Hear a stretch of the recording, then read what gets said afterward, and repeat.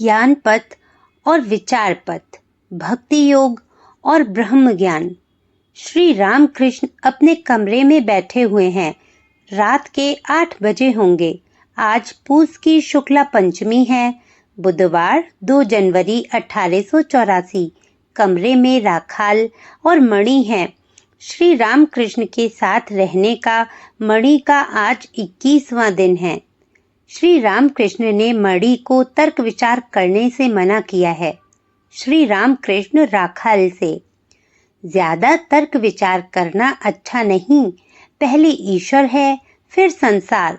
उन्हें पा लेने पर उनके संसार के संबंध में भी ज्ञान हो जाता है।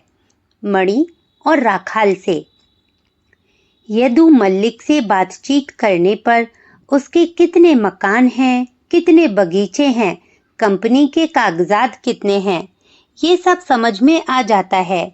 इसीलिए तो ऋषियों ने वाल्मीकि को मरा मरा जपने के लिए उपदेश दिया था। इसका एक विशेष अर्थ है। माँ का अर्थ है ईश्वर और रा का अर्थ है संसार। पहले ईश्वर, फिर संसार। कृष्ण किशोर ने कहा था, मरा मरा शुद्ध मंत्र है, क्योंकि वह ऋषि का दिया हुआ है। माँ अर्थात ईश्वर और रा अर्थात संसार। इसीलिए वाल्मीकि की तरह पहले सब कुछ छोड़कर निर्जन में व्याकुल हो रो रो कर ईश्वर को पुकारना चाहिए। पहले आवश्यक है ईश्वर दर्शन, उसके बाद है तर्क विचार, शास्त्र और संसार के संबंध में, मणि के प्रति। इसीलिए तुमसे कहता हूँ, अब और अधिक तर्क विचार ना करना। यही बात कहने के लिए मैं झाऊ तल्ले से उठकर आया हूँ। ज्यादा तर्क विचार करने पर अंत में हानि होती है। अंत में हाजरा की तरह हो जाओगे। मैं रात में अकेला रास्ते पर रो रो कर टहलता और कहता था, माँ मेरी विचार बुद्धि पर वज्र प्रहार कर दो। कहो अब तो तर्क विचार ना करोगे? मणि, जी नहीं। श्री रामकृष्ण, भक्ति से ही सब कुछ प्राप्त होता है। जो लोग ब्रह्म ज्ञान चाहते हैं, यदि वे भक्ति मार्ग पकड़े रहें तो उन्हें ब्रह्म ज्ञान भी हो जाता है। उनकी दया रहने पर क्या कभी ज्ञान का अभाव भी होता है? उस देश में धान नापते हैं। जब राशि चुक जाती है तब एक आदमी और धान ठेल देता है। इस तरह राशि फिर तैयार हो जाती है। माँ ही ज्ञान की राशि पूरी करती जाती है। उन्हें प्राप्त कर लेने पर पंडित गण सब घास पात की तरह जान पड़ते हैं। पद्मलोचन ने कहा था, तुम्हारे साथ अछूतों के घर की सभा में भी जाऊंगा, इसमें भला हर्ज ही क्या है। तुम्हारे साथ चमार के यहाँ भी जाकर मैं भोजन कर सकता हूँ। भक्ति के द्वारा सब मिलते हैं। उन्हें प्यार कर सकने पर फिर किसी चीज का अभाव नहीं रह जाता।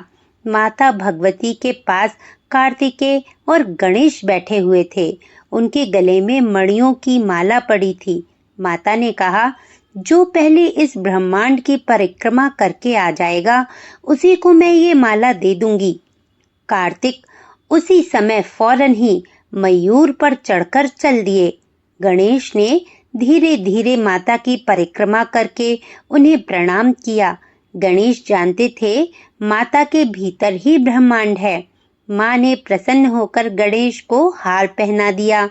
बड़ी देर बाद कार्तिक ने आकर देखा कि उनके दादा हार पहने हुए बैठे थे।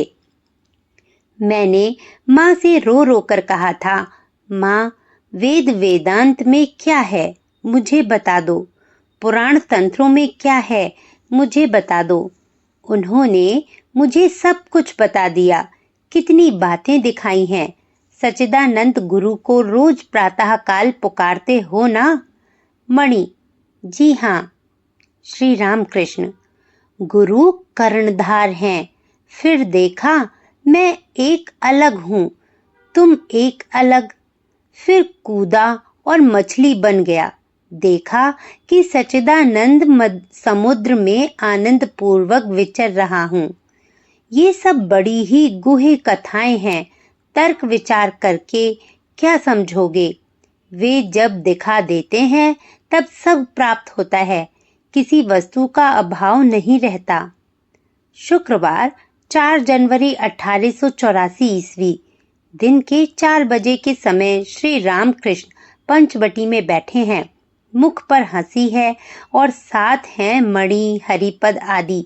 हरिपद के साथ स्वर्गीय आनंद चटर्जी के बारे में बातें हो रही हैं और घोषपाड़ा के साधन भजन की बातें।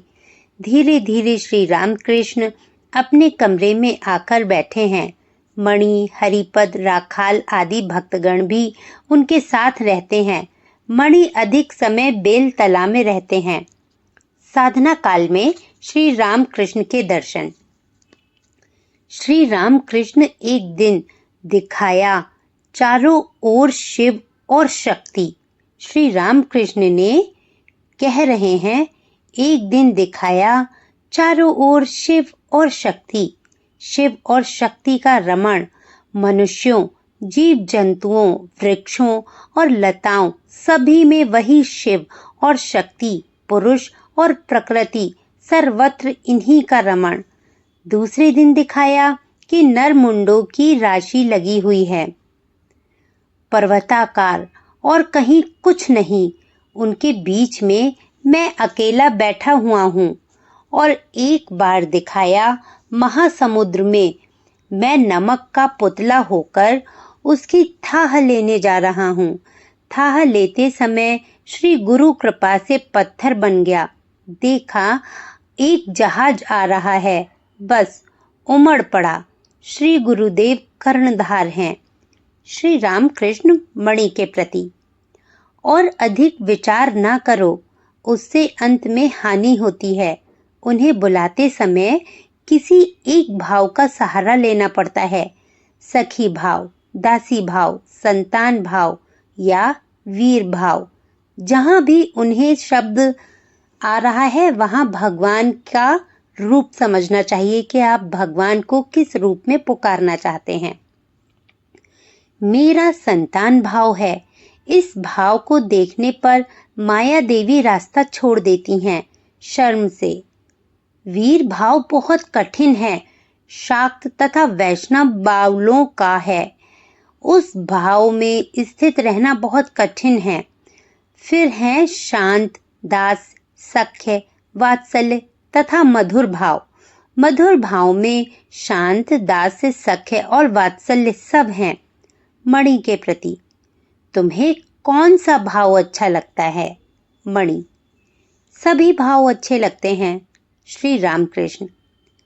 सब भाव सिद्ध स्थिति में अच्छे लगते हैं। उस स्थिति में काम की गंध तक नहीं रहेगी। वैष्णव शास्त्र में चंडीदास तथा धोबिन की कथा है। उनके प्रेम में काम की गंध तक न थी। इस स्थिति में प्रकृति भाव होता है। अपने को पुरुष मानने की बुद्धि नहीं रहती। मीराबाई के स्त्री होने के कारण रूप गोस्वामी जी उनसे मिलना नहीं चाहते थे। मीराबाई ने कहला भेजा, श्री कृष्ण ही एकमात्र पुरुष हैं। वृंदावन में सभी लोग उस पुरुष की दासियां हैं। क्या गोस्वामी जी को पुरुषत्व का अभिमान करना उचित था? सायंकाल के बाद मणि फिर श्री रामकृष्ण के चरणों के पास बैठे हैं। समाचार आया कि श्री केशव सेन की अस्वस्थता बहुत बढ़ गई है। उन्हीं के संबंध में वार्तालाप के सिलसिले में ब्रह्म समाज की बातें हो रही हैं। श्री रामकृष्ण मणि के प्रति। हाँ जी, उनके यहाँ क्या केवल व्याख्यान ही होते हैं या ध्यान भी? वे अपनी प्रार्थना को शायद कहते हैं उपासना। केशव ने पहले ईसाई मत का बहुत चिंतन किया था। उस समय तथा उससे पूर्व वे देवेंद्र ठाकुर के यहाँ थे। मणि। केशव बाबू यदि पहले पहल यहाँ आए होते तो समाज संस्कार पर माथा पच्ची न करते। जाति भेद को उठा देना, विधवा विवाह, अस्वर्ण विवाह, स्त्री शिक्षा आदि सामाजिक कामों में उतने व्यस्त न होते। श्री रामकृष्ण। केशव अब काली मानते हैं, चिन्मयी काली आद्या शक्ति और माँ माँ कहकर उनके नाम गुणों का कीर्तन करते हैं। अच्छा, क्या ब्रह्म समाज बाद में सिर्फ सामाजिक संस्कार की ही एक संस्था बन जाएगा? मणि, इस देश की जमीन वैसी नहीं है, जो ठीक है वही यहाँ पर जड़ पा सकेगा। श्री रामकृष्ण, हाँ, सनातन धर्म ऋषि लोग जो कुछ कह गए हैं वही रह जाएगा, तथापि ब्रह्म समाज और उसी प्रकार के संप्रदाय भी कुछ कुछ रहेंगे। सभी ईश्वर की इच्छा से हो रहे हैं, जा रहे हैं। दोपहर के बाद कलकत्ते के कुछ भक्त आए हैं। उन्होंने श्री रामकृष्ण को अनेक गीत सुनाए थे। उनमें से एक गीत का भावार्थ यह है: माँ, तुमने हमारे मुंह में लाल चूसनी देकर भुला रखा है। हम जब चूसनी फेंक कर चिल्लाकर रोएंगे तब तुम हमारे पास अवश्य ही दौड़ी आओगी।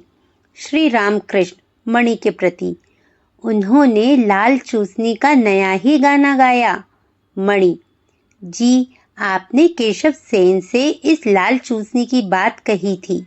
श्री रामकृष्ण, हाँ, और चिदाकाश की बात, और भी कई बातें हुआ करती थीं और बड़ा आनंद होता था। गाना, नृत्य सब होता था।